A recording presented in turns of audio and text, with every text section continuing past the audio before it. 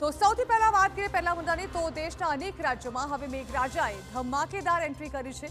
ક્યાંક વરસાદે ગરમી અને ભેજમાંથી રાહત આપી તો ક્યાંક ભારે વરસાદે જનજીવનને અસર પણ પહોંચાડી। મધ્યપ્રદેશથી લઈને ઉત્તરાખંડ અને કેરળમ સુધી વરસાદી માહોલ જામ્યો છે। રસ્તાઓ પાણીમાં ગરકાવ થયા છે, વૃક્ષો ધરાશાયી થયા છે અને અનેક વિસ્તારોમાં એલર્ટ જાહેર કરવામાં આવ્યું છે।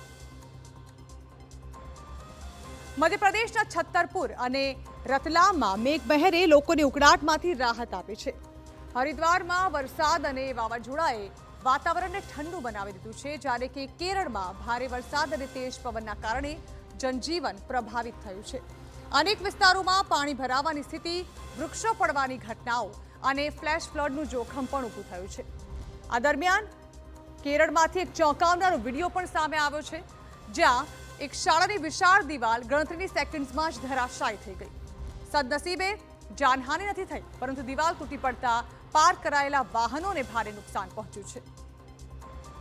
મધ્યપ્રદેશના છત્તરપુરમાં તાજેતરમાં જ પડેલા ભારે વરસાદે ગરમી અને ભેજના ત્રાસમાંથી મોટી રાહત આપી છે। જૂન 2026ની શરૂઆતમાં ગરમીના પ્રકોપ પછી પ્રી મોન્સૂન વરસાદ અને તેજ પવન સાથે વાતાવરણ ઠંડુ પડ્યું। અનેક વિસ્તારોમાં પાણી ભરાવાની સ્થિતિ પણ જોવા મળી, પરંતુ લોકોને તાપમાનમાં ઘટાડાથી રાહત મળી છે। છત્તરપુર શહેરમાં ભારે વરસાદથી રસ્તાઓ પર પાણી ભરાઈ ગયા, વાહનો અટવાયા અને કેટલાક વિસ્તારોમાં ઘરોમાં પાણી ઘૂસી ગયા। વરસાદ સાથે ભારે પવનથી વૃક્ષોની ડાળીઓ તૂટી અને હળવું નુકસાન પણ થયું। રતલામમાં સૌથી વધુ વરસાદ પડ્યો છે। અત્યાર સુધીમાં તો ભોપાલ, ઇન્દોર સહિત અનેક જગ્યાએ પણ ગરમીથી રાહત પડી છે। આઈએમડી અનુસાર આગામી દિવસોમાં પણ વરસાદ અને વાવાઝોડાની શક્યતા છે। તો હરિદ્વારમાં તાજેતરમાં પડેલા ભારે વરસાદ અને વાવાઝોડાએ ગરમી અને ભેજમાંથી મોટી રાહત આપી છે। જૂન 2026ની શરૂઆતમાં પ્રી મોન્સૂન વરસાદ સાથે તેજ પવન અને વીજળીની અસર જોવા મળી। શહેરના અનેક વિસ્તારોમાં વરસાદે વાતાવરણને ઠંડુ અને તાજું બનાવ્યું છે, જે યાત્રિકો અને સ્થાનિકો બંને માટે રાહત ભર્યું છે। અહીં પણ વિવિધ વિસ્તારોમાં મધ્યમથી ભારે વરસાદ, કેટલાક નીચાણવાળા રસ્તાઓ પર પાણીનો ભરાવો જોવા મળ્યો। વરસાદ સાથે 40થી 50 કિલોમીટરની ઝડપે મજબૂત પવન ફૂંકાયો હતો। વીજળીના કડાકા ભડાકા સાથે વરસાદ તૂટી પડ્યો હતો। યાત્રાધામમાં વરસાદે વાતાવરણને ભક્તિમય અને ઠંડુ બનાવ્યું હતું। મેદાની વિસ્તારોમાં હળવાથી મધ્યમ વરસાદની શક્યતા। ગંગા અને અન્ય નદીઓના કિનારે સાવધાની રાખવાની તંત્રએ સલાહ આપી છે, કેમ કે પાણીનું સ્તર વધી શકે છે। વીજળી અને તેજ પવન વખતે બહાર ન નીકળવાની સલાહ પણ આપવામાં આવી છે। ચારધામ યાત્રા પર જનારા યાત્રિકો હવામાનની આગાહી ચેક કરીને જાય। તો કેરળમાં દક્ષિણ પશ્ચિમ મોન્સૂનની શરૂઆતની સાથે જ તીવ્ર વરસાદ અને તેજ પવનનો પ્રકોપ જોવા મળ્યો છે।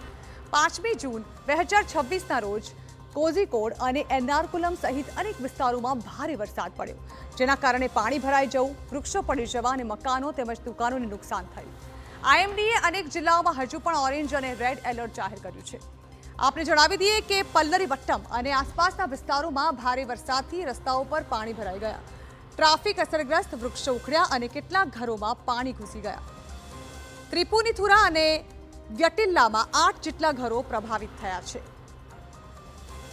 તો કોઝિકોડમાં એસએમ સ્ટ્રીટ અને શહેરના અનેક ભાગોમાં તીવ્ર વરસાદ સાથે મજબૂત પવનથી દુકાનોને નુકસાન થયું, છત ઉડી ગઈ અને વૃક્ષોની ડાળીઓ તૂટી। મનનચીરા અને વેલીમડકુનુ રોડ પર અધૂરા ડ્રેનેજ કામને કારણે વધુ પાણી ભરાયા। તો કોમટ્રસ્ટ પરિસરમાં બાઉન્ડ્રી વોલ પડીને એક કારને નુકસાન, સાથે જ નીચાણવાળા વિસ્તારોમાં પાણી ભરાવો અને ફ્લેશ ફ્લડનું પણ જોખમ ઊભું થયું છે। આઈએમડી અનુસાર આગામી દિવસોમાં પણ ભારે વરસાદની આગાહી ખાસ કરીને ઉત્તરી કેરળમાં કરવામાં આવી છે। વરસાદ અને વીજળી વખતે બહાર ન નીકળવું, સરકારી એજન્સીઓ અને સ્થાનિક વહીવટીતંત્ર સતર્ક છે। જરૂર પડે તો સલામત સ્થળે ખસી જવાની સલાહ આપવામાં આવી છે।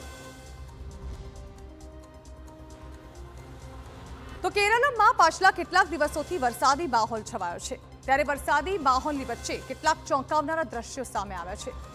દ્રશ્યોમાં જોઈ શકાય છે કે એક દિવાલ ગણતરીની સેકન્ડ્સમાં જ જમીનદોસ્ત થઈ જાય છે। આપણે જણાવી દઈએ કે એક સ્કૂલની દિવાલ છે, જે અચાનક ધસી પડી હતી।